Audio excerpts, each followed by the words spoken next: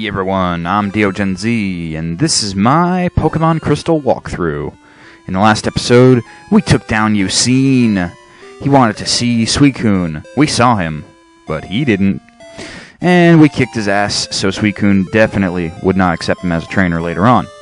So now that that is all solidified, let's move on to earning our next gym badge. And also, then we can make it back to Olivine. I'm going to heal up real quick. And now we could go to the gym.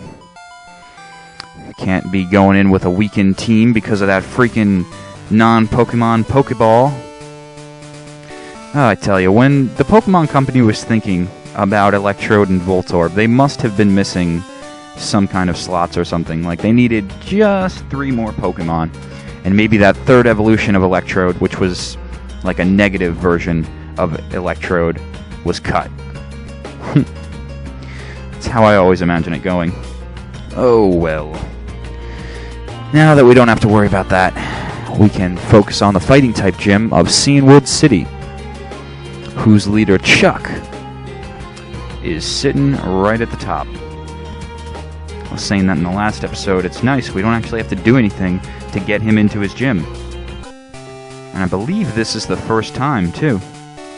Let's see, Morty, he was at the Burn Tower. Whitney was at the Radio Tower. The Bug Dude, what was his name? I forgot what his name was. The Bug Dude, anyway, that looked like a girl. He was trapped in his gym by Team Rocket. We had to get rid of them. And then, of course, Falconer. Wow, that's weird. I remember every single one but the Bug type gym. What is his name? Bugsy, of course. It was too simple to remember, that's why. Bugsy was trapped in there by Team Rocket. And then in Falconer's gym, we had to verse the Bellsprout Tower before we were worthy of entering there. So we've had to pretty much do something every time in order to get our gym badge. Not this gym. It's for fighting, and not just the type. And actually, maybe scratch that. I'm thinking probably back to Heart Gold and Soul Silver. That's where they required you to go to Bellsprout Tower first, but I believe in this game they let you go to either Bellsprout Tower or the gym, or just the gym, and then let it be as that. Of course, you still have to pick up Togepi, but that's an unrelated issue. So for this gym, I recommend Flying and Psychic types, as the border has already said for me. But some good types you might want to consider using if you ever trained one of those disappearing Abras that you can find near Goldenrod City. It would be a pretty powerful adversary for you. I don't know if it would be as powerful as Prince Dozo here, but my Slowpoke is also using Curse, so we're using stat-raising moves to get through what we need to do. I think that if you had a Kadabra at this point, or if you had the ability to trade, that's why I didn't even bother with raising an Abra, because I couldn't trade it to get Alakazam. But if you can get Alakazam, definitely bring it through this gym. Definitely. But a Kadabra's Psybeam, that should be pretty effective. Yeah, and at this point, we have to whittle Machoke down, because he's a hyper attacker.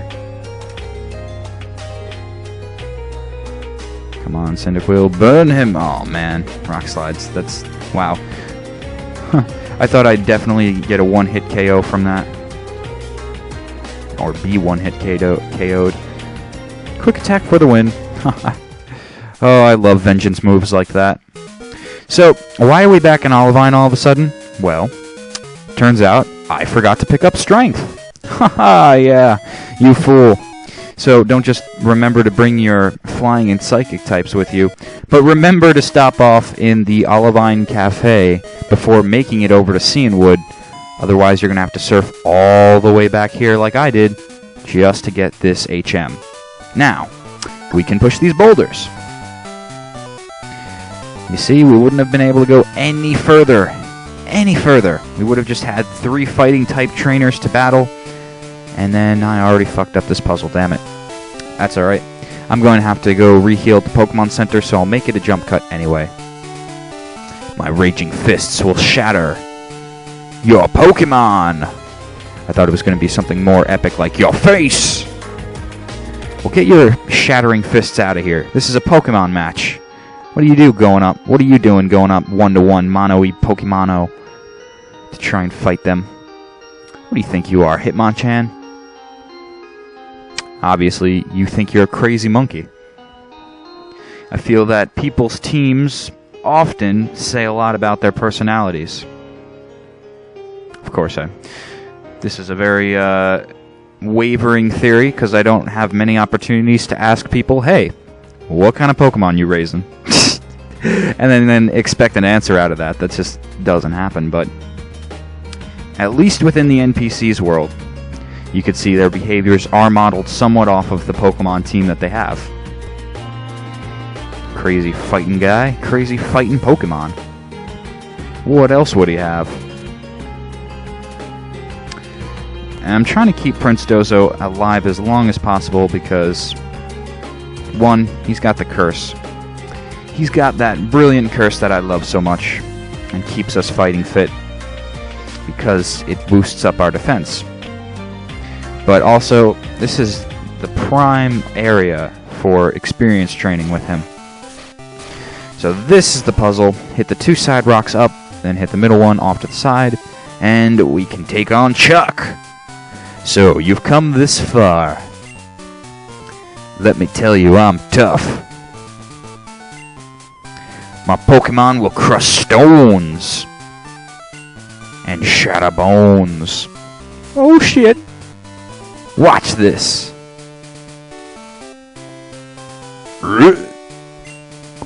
Ooh. Rah! I'm surprised that statue didn't get smashed, but no, I'm not scared. I'm not fighting you, I'm fighting your Pokemon.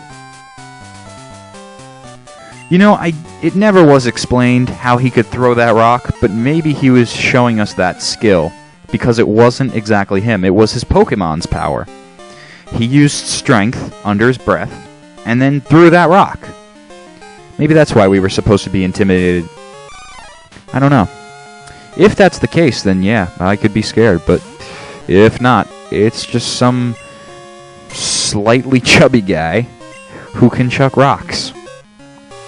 Not going to affect my Pokemon. But what will affect your Pokemon, and if you're doing a follow-up to this walkthrough, just following through as I play along, is you'll notice the borders for gym battles have changed. Gym leaders, specifically.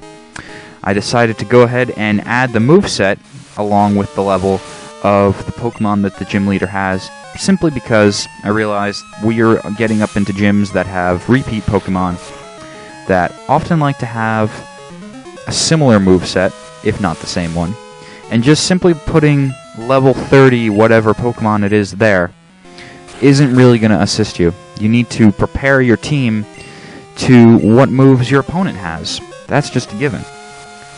I never really looked that far, and that's why I probably didn't do this before. I never really looked that far into training as to what my opponent has as a move, but I realized, as being a useful strategy guide, it's a resourceful tip. It's a good resource, and you hopefully will enjoy it.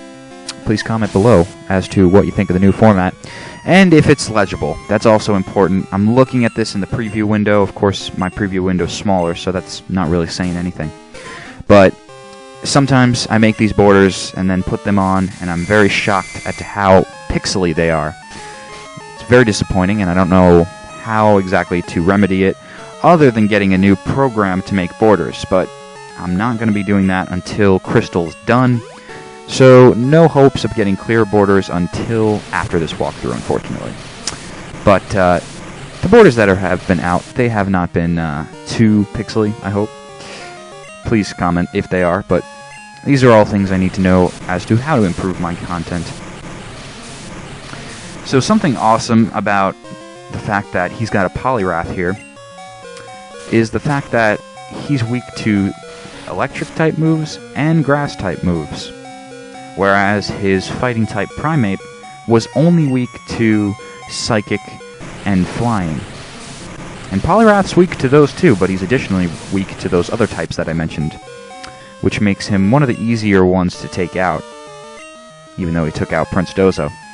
But he is a powerful opponent. Don't ever get confused with that. And also, damn that dynamic punch. When he does land those, they're devastating.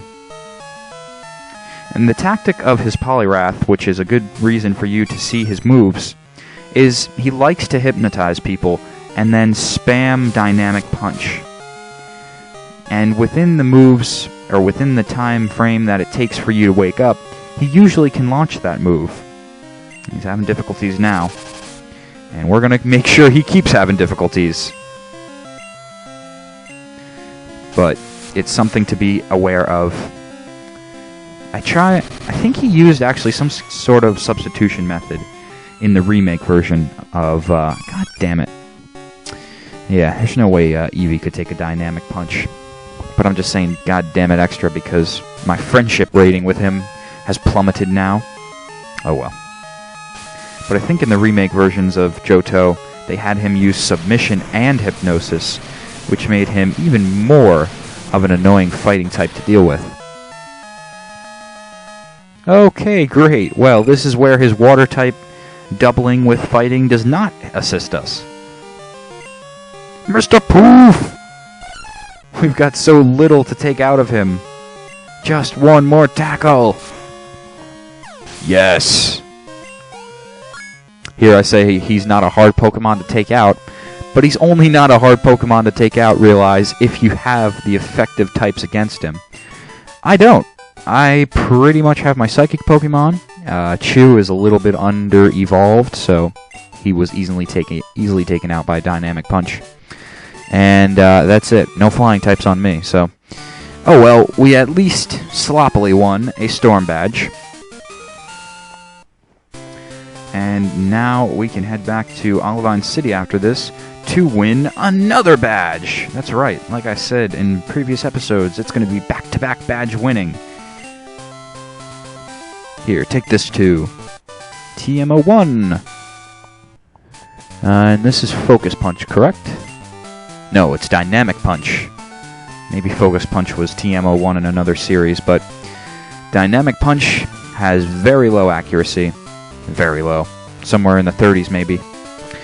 But when it does hit, it does massive damage, and it causes confusion. If your opponent survives the punch.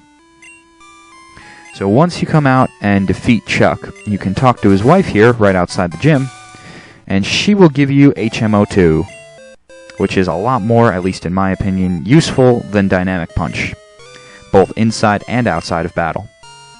Now we're able to teleport essentially back to any place that we've seen before, and we're going to do that to go back to Olivine and not have to keep surfing everywhere we go.